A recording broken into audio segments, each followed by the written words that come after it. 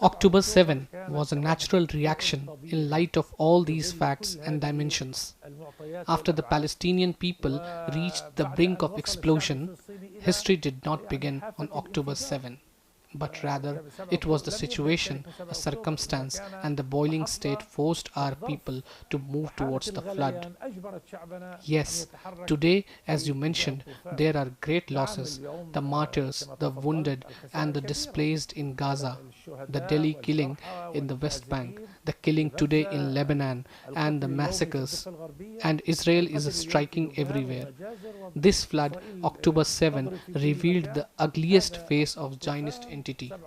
However, October 7 brought everyone back to the reality of the conflict, that the basis of the problem is the occupation, and that Israel is an enemy and a foreign body in the region and must leave the region. In terms of decision making and the tactics, it is a miserable picture today, showing Biden and his administration helpless in the face of Netanyahu's desire and insistence, and that he imposes his unilateral decisions even if he appears to consult with them, and at the same time impose his agenda on them.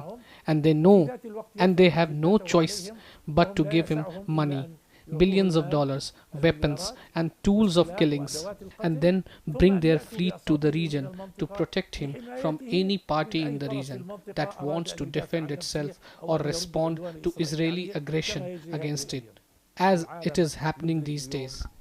The world is realizing today that the Israeli leadership, and especially Netanyahu, is fighting a battle with Lebanon and Hezbollah that is part of preparation to strike the Iranian nuclear project.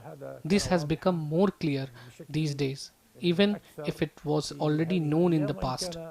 Therefore, it may appear that the Israeli aggression comes with direct reasons at the moment, but it is based on a known Israeli version and agenda for removing any danger that faces it, and in eliminating the factors of strength, resistance, and opposition within the region so that it can extend its influence and complete control. It does not want a partner for it in the regional influence in the region. Regarding the last scene in which Netanyahu and the Israeli occupation army looked like they achieved accomplishments, this is not the end of the road. This is not the final picture. This war is back and forth, and one day is for you and one day is against you. But the outcomes will certainly not be in Israel's favor. Israel has military and technological superiority and intelligence. It has artificial intelligence, technology, and accurate information sources. With the support of United States, there is no doubt it is superior in that.